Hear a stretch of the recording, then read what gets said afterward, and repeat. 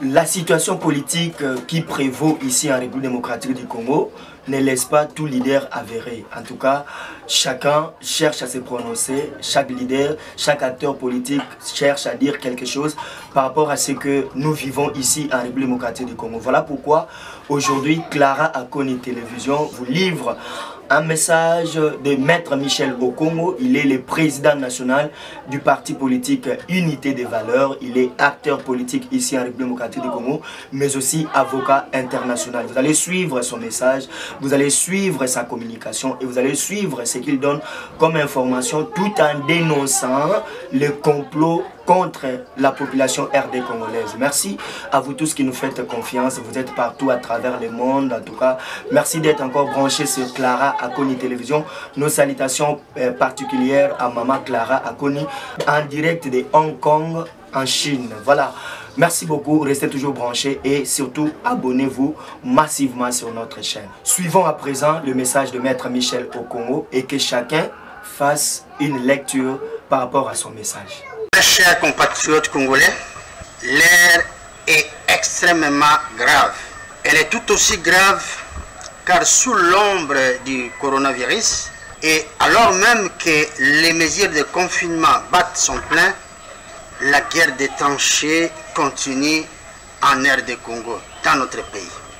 Le monde politique associé aux scientifiques trahit et sacrifie sans ménagement le peuple congolais. Même au temps présent où la pandémie Covid-19 menace les vies humaines, la gestion bicéphale de la RD Congo s'effectue sur fond de mensonges, de trahisons, d'amateurisme et de règlement des comptes par les deux axes politiques ayant pactisé pour prendre le peuple congolais en otage. Il s'agit du FCC et des CACH qui s'affrontent en permanence sans tenir compte ni de l'aggravation de l'état de la misère de nos populations, ni de la faim qui menace gravement les vies et des plus démunis, ni de la menace à l'arme bactériologique, alors que par ces temps qui courent, notre pays est placé en première ligne malheureusement des pays africains indexés par le programme égoïste destiné à massacrer la population mondiale à coup de l'arme bactériologique. Très chers compatriotes congolais, l'interpellation du directeur de cabinet du chef de l'État intervenue hier dans le cadre de la poursuite de la saga judiciaire et si la gestion calamité du programme de 100 jours initié par le président de la République vient d'ouvrir une boîte de Pandore que personne ne saura refermer. Conséquence, le cash va imploser et cette implosion permettra au FCC de consolider ses positions machiavéliques afin d'attaquer, de mietter tous les principes des droits ainsi que tous les acquis démocratiques obtenus au prix de lutte et d'énormes sacrifices. Dans la suite du temps, mesdames et messieurs, nous allons certainement assister au déballage auprès de la justice, lesquels impliqueraient sans doute toutes les personnes interpellées dans le cadre de cette affaire. S'en suivra probablement l'interpellation du chef de l'État en qualité de témoin, car il est probable que ce dernier soit cité par son directeur de cabinet, d'autant plus qu'au point 3 de sa récente déclaration non datée, l'INC de Vital Kamerhe affirme que c'est au nom du chef de l'État, Félix Antoine Tshisekedi, que ce dernier, donc Vital Kamerhe, a managé le programme de 100 jours initié par le chef de l'État. C'est une citation. Dès lors, sachant que le président de la République jouit d'un statut particulier en sa qualité de magistrat suprême de notre pays, une défense constituée s'en chargera. Sauf que l'absence d'un paravent, Maître Mukendi, paix à son âme, dans l'équipe de la défense du chef de l'État, sans cette présence, les lignes juridiques risquerait de bouger au moindre coup de vent.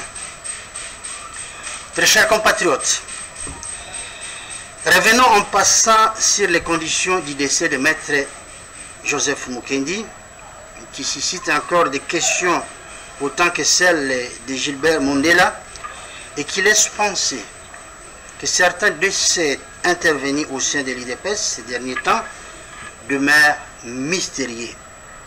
Toutefois, l'histoire y reviendrait un jour pour exercer respectivement un droit de vérité et des devoirs de mémoire.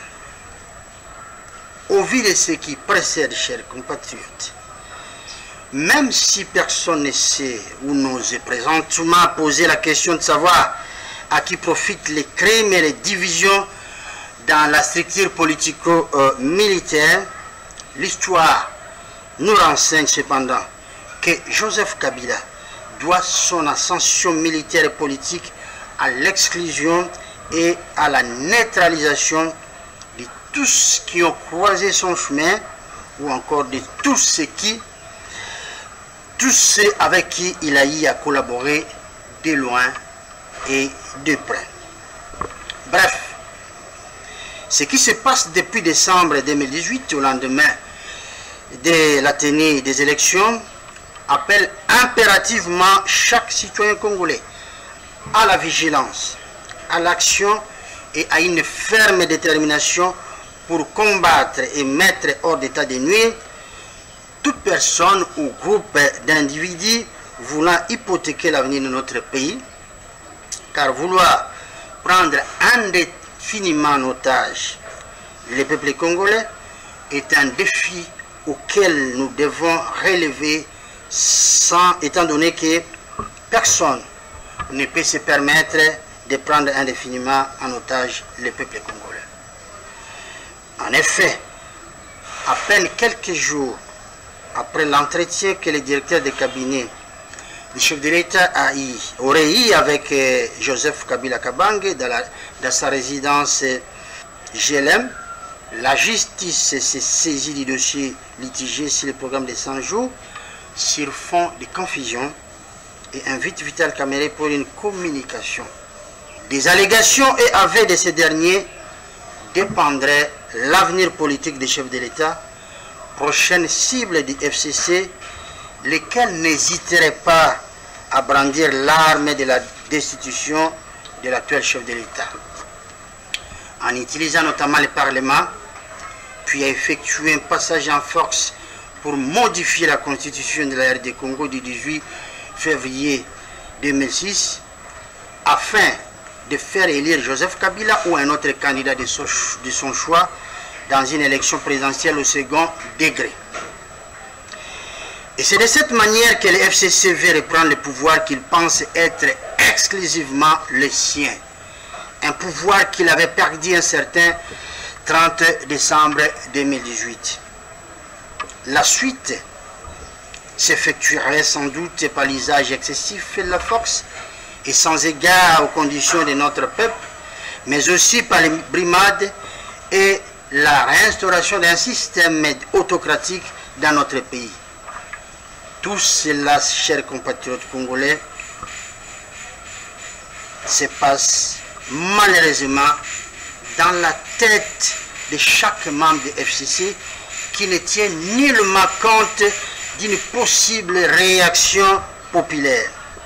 Pendant ces temps, impuissante et agonisante, la planète tout entière vit sous le régime de confinement, de la psychose, de l'incertitude, de l'effondrement économique, des vaccins à base de soi-disant chloroquine, que nul n'en veut partout en Afrique, des respirateurs et des masques protecteurs servant à affronter tant bien que mal le coronavirus, qui est une souche mortelle inventée par des terroristes scientifiques destinés à décimer la race noire et à amputer la population mondiale de plusieurs millions d'individus.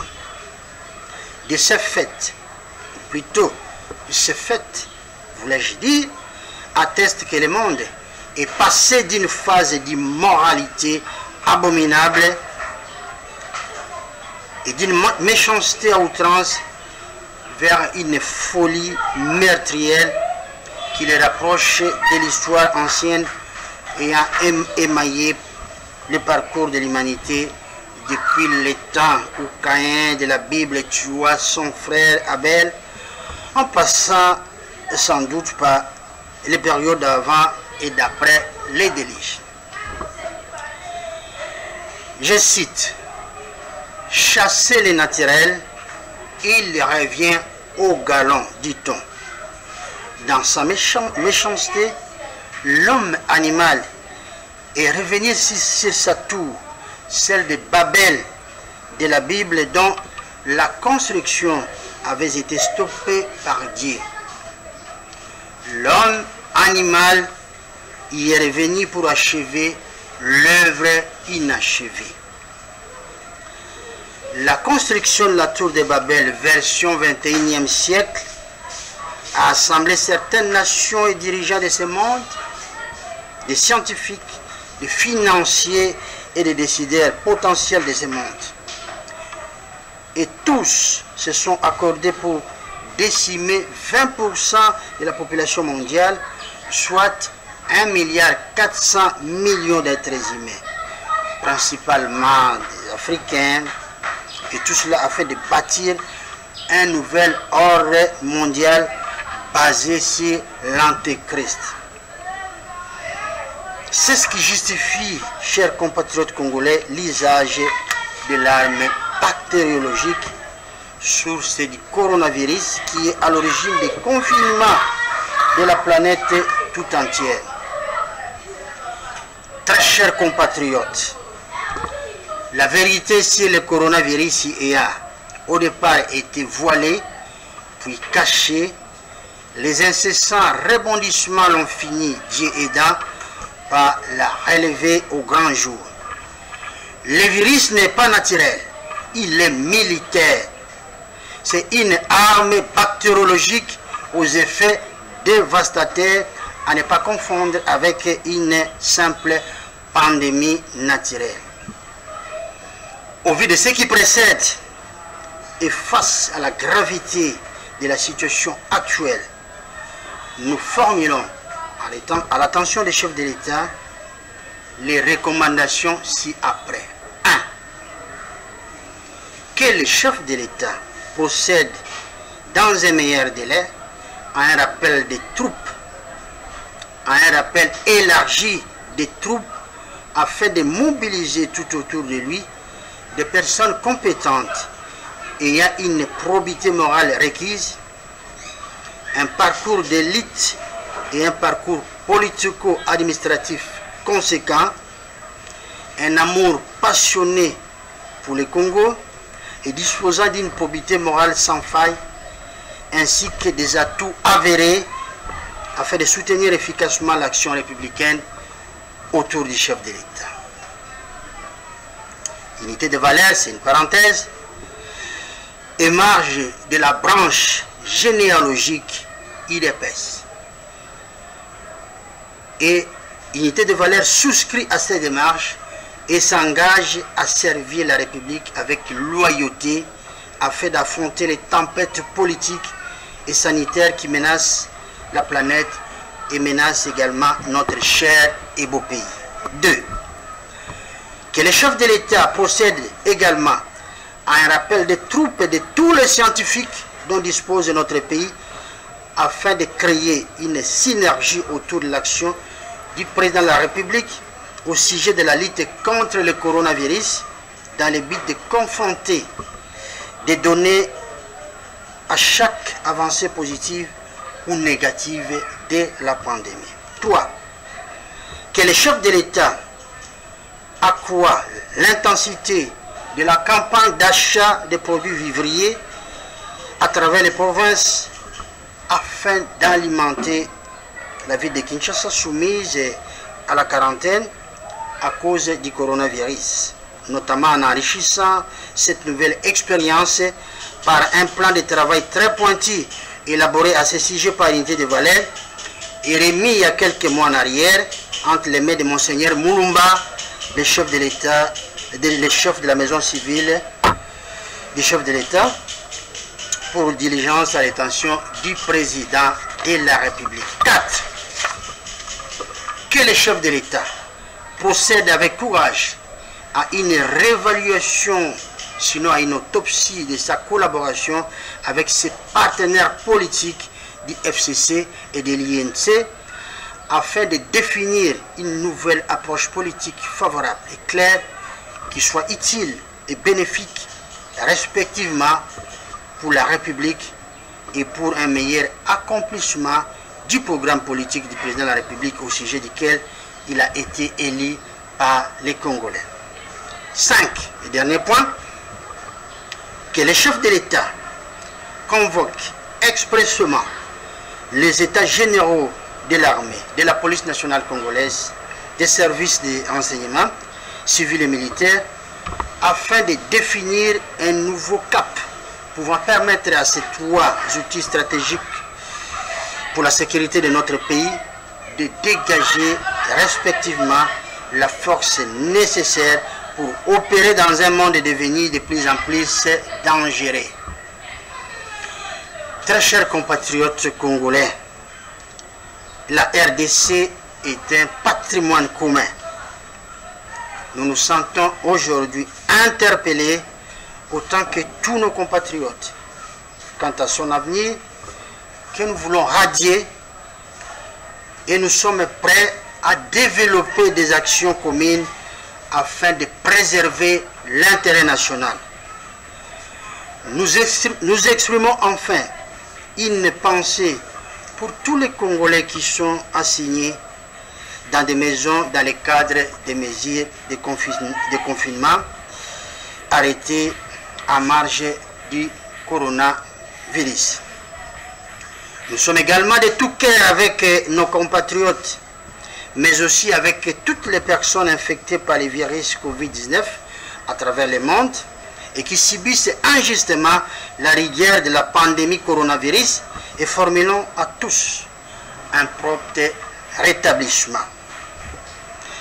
Nous nous inclinons devant la mémoire de toutes les victimes du coronavirus à travers le monde et partageons la douleur et le désarroi avec de nombreuses familles éprouvées dont les victimes, leurs victimes, qui étaient pourtant des êtres chers, ont été privés des hommages et d'un accompagnement digne, mais aussi des recueillements lors de leur ensevelissement à cause des restrictions dues au coronavirus. Chers compatriotes congolais, nous appelons de tous nos vœux à un monde meilleur, pacifique, un monde où l'amour, cette vertu que nous a légué le Seigneur Jésus-Christ, soit le principal condiment dans chacun de nos rapports afin que l'être humain puisse désormais se rapprocher de son Créateur, l'Éternel des armées, le Dieu Tout-Puissant. Que Dieu bénisse et qu'il protège la République démocratique du Congo. Je vous remercie. Vous avez suivi ce message en direct des États-Unis d'Amérique, là où nous voyons notre frère Benglo Kabengele, mais aussi en France, Papa Nestor Nganga, vous tous qui êtes en Suisse, en Allemagne, même en Angola, au Congo-Brazza, même ici en République démocratique du Congo. Merci de faire toujours confiance à notre chaîne parce que ici, ce sont les informations. Ici, nous ne vous donnons pas de mauvaises informations, mais ici, nous vous donnons des vraies informations. Si vous voulez avoir les informations de première main, de la première main, il faut suivre Clara Akoni Télévision. Merci à Lucien Moussoungaï qui était au four et au moulin. Lucien Moussoungaï. Oh, ya maman Rosette Moussoungaï. Merci beaucoup à maman Merveille Kimuntu. Merci au DT Doudou Kakutalo. Merci à papa Nestor Nganga. Merci à papa Augustin Aïmba en direct de la Suisse. Merci à vous tous qui faites confiance à Clara Akoni Télévision. Abonnez-vous massivement sur notre chaîne et c'est de cette manière-là que vous pouvez contribuer à cet édifice qui est Clara Akoni Télévision. Merci à maman Clara Akoni à Hong Kong, en Chine.